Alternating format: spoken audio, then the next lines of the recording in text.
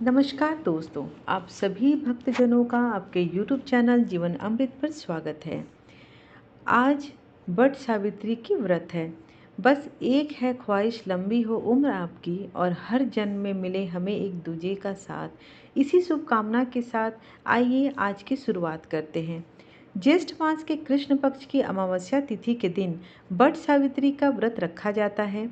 आज की वीडियो में आज आप जानेंगे वट सावित्री की सही डेट, पूजा विधि, सामग्री की लिस्ट, नियम, मुहूर्त, कथा और आरती भी। ज्येष्ठ माह की कृष्ण पक्ष की अमावस्या तिथि के दिन वट सावित्री का व्रत रखा जाता है। मान्यताओं के अनुसार वट सावित्री के दिन सुहागिन महिलाएं वट यानी बरगद के पेड़ की पूजा की जाती है। ऐसा कहा जाता है कि इस पेड़ में भगवान विष्णु, ब्रह्मा जी और शिव जी का वास है। इस दिन बरगद के पेड़ की पूजा करने से पति और परिवार को सौभाग्य का आशीर्वाद मिलता है और पति की अकाल मृत्यु का खतरा टल जाता है। वट सावित्री व्रत के दिन पतिव्रता स्त्री वट वृक्ष की परिक्रमा करती हैं और चारों ओर कलावा बांधती हैं। माना जाता है कि ऐसा करने से पति की लंबी उम्र और संतान की प्राप्ति की मनोकामना पूर्ण हो जाती है। वट सावित्री की शुभ मुहूर्त अमावस्या तिथि के जो प्रारंभ है वो 5 जून 2024 को 7:54 PM तक है। अमावस्या तिथि की समाप्ति 6 जून 2024 को शाम 6:07 PM तक है। आइए अब जानते हैं कि इसकी पूजा विधि क्या है। इस पावन दिन सुबह जल्दी उठकर स्नान आदि से निवृत्त हो जाएं, घर के मंदिर में दीप प्रज्वलित करें। इस पावन दिन पर वट वृक्ष की पूजा का विशेष महत्व होता है। वट वृक्ष के नीचे सावित्री और सत्यवान की मूर्ति को रखें। इसके बाद मूर्ति और वृक्ष पर जल अर्पित करें। इसके बाद सभी पूजन सामग्री अर्पित करें। लाल कलावा को वृक्ष में 7 बार परिक्रमा करते हुए बांध दें। इस दिन व्रत कथा भी सुने। इस दिन भगवान का अधिक से अधिक ध्यान करें। आइए अब जानते हैं कि वट सावित्री के लिए किन सामग्री की ज़रूरत पड़ती है। सावित्री सत्यवान की मूर्तियाँ, बांस का पंखा, लाल कलावा, धूप, दीप, घी, फल, पुष्प, रोली, सुहाग का सामान, चूड़ियाँ, बरगद का फल, जल से भरा हुआ कलश। वट सावित्री के कुछ नियम भी है, जैसे कि वट सावित्री व्रत के दिन दान करना अति लाभकारी माना गया है। इस दिन सुहाग का सामान दान करना शुभ माना जाता है। वट सावित्री व्रत के दिन सुहागिन महिलाओं को काले कपड़े पहनने से बचना चाहिए। इसके अलावा सफ़ेद वस्त्र धारण भी नहीं करना चाहिए। इस रंग की चूड़ियाँ भी नहीं पहने। सत्यवान और सावित्री से इस कथा का श्रवण करना चाहिए। अपने पति के लिए सती सावित्री की भक्ति और स्नेह से प्रभावित होकर यमराज ने उनके पति सत्यवान के प्राण लौटा दिए थे। जैसा कि सावित्री ने भी यमराज के 100 पुत्रों के लिए कहा, उन्होंने उसे 100 बच्चों का आशीर्वाद दिया, जिसके लिए सत्यवान को लंबा जीवन जीना पड़ा।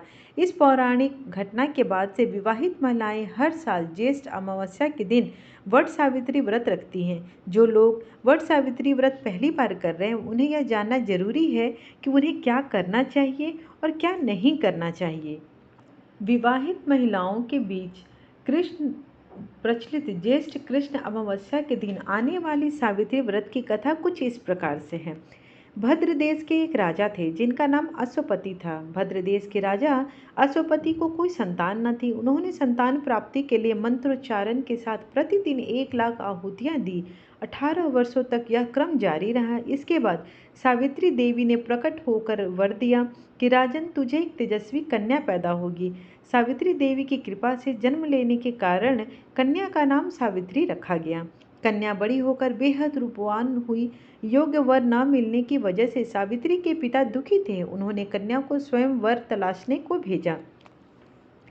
सावित्री तपोवन में भटकने लगी। वहाँ सालव देश के राजा द्युम्नसेन कहते हैं कि क्योंकि उनका राज्य किसी ने छीन लिया था, उनके पुत्र सत्यवान को देखकर सावित्री ने पति के रूप में उनका वरण किया। ऋषिराज नारद को जब यह बात पता चली तो वह राजा अश्वपति के पास पहुँचे और कहा कि हे राजन, यह क्या कर रहे हैं आप?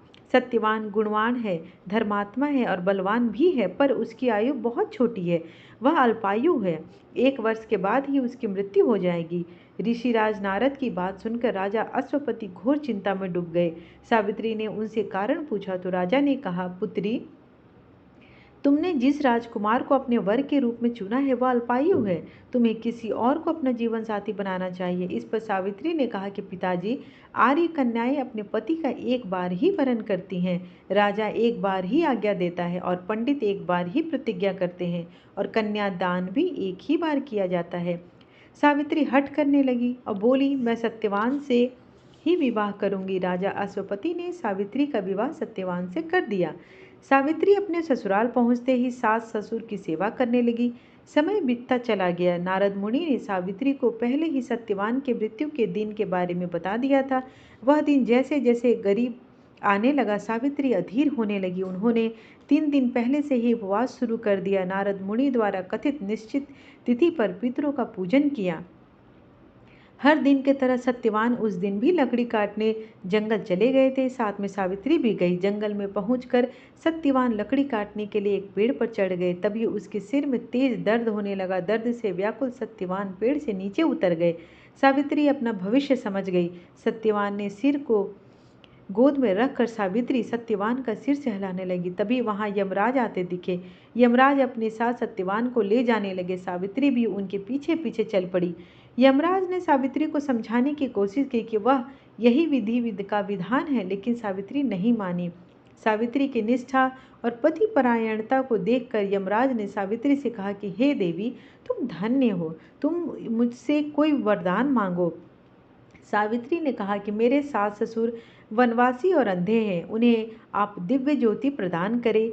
यमराज ने कहा ऐसा ही होगा, जाओ अब लौट जाओ। लेकिन सावित्री अपने पति सत्यवान के पीछे पीछे चलती रही।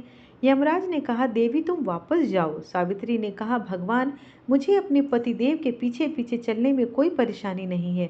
पति के पीछे चलना मेरा कर्तव्य है। यह सुनकर उन्होंने फिर से उससे एक और वर मांगने के लिए कहा। सावित्री बोली हमारे ससुर का राज्य छीन गया, उन्हें पुनः वापस दिला दे। यमराज ने सावित्री को यह वरदान भी दे दिया और कहा कि अब तुम लौट जाओ। लेकिन सावित्री पीछे पीछे चलती रही। यमराज ने सावित्री को तीसरा वरदान मांगने के लिए कहा।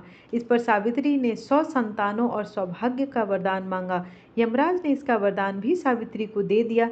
सावित्री ने यमराज से कहा, हे प्रभु, मैं एक पतिव्रता पत्नी हूँ और आपने मुझे पुत्रवती होने का आशीर्वाद दिया। यह सुनकर यमराज को सत्यवान के प्राण छोड़ने पड़े। यमराज अंतर्ध्यान हो गई और सावित्री उसी वट वृक्ष के पास आ गई जहां उसके पति का मृत शरीर पड़ा था। सत्यवान जीवंत हो गए और दोनों खुशी खुशी अपने राज्य को ओर चल पड़े। दोनों जब घर पहुंचते हैं तो देखा कि माता पिता को दिव्य ज्योति प्राप्त हो गई और इस प्रकार सावित्री और सत्यवान चिरकाल तक राज्य सुख भोगते रहे। अतः पतिव्रता स्त्री सावित्री के अनुरूप ही है। प्रथम अपने सास ससुर का उचित पूजन करने के साथ ही अन्य विधियों का प्रारंभ करें। वट सावित्री व्रत करने और इस कथा को सुनने से उपवासक के वैवाहिक जीवन या जीवन साथी की आयु पर किसी प्रकार का कोई संकट आया भी हो तो वह टल जाता है। आप समस्त श्रोतागण को अगर आज की कथा अच्छी लगी हो, जानकारी अच्छी लगी हो, तो कृपया चैनल को सब्सक्राइब करें, लाइक करें, शेयर करें ताकि मेरे आने वाली वीडियोज़ की नोटिफिकेशंस आप तक मिल सके। धन्यवाद।